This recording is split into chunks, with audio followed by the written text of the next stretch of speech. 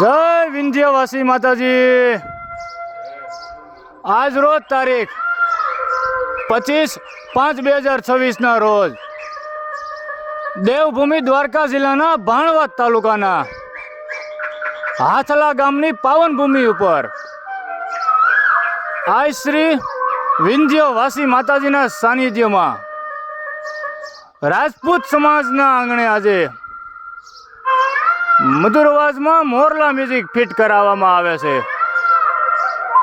જય વિંધ્યવાસી માતાજી, જય શનિદેવ, જય દ્વારકાધીશ।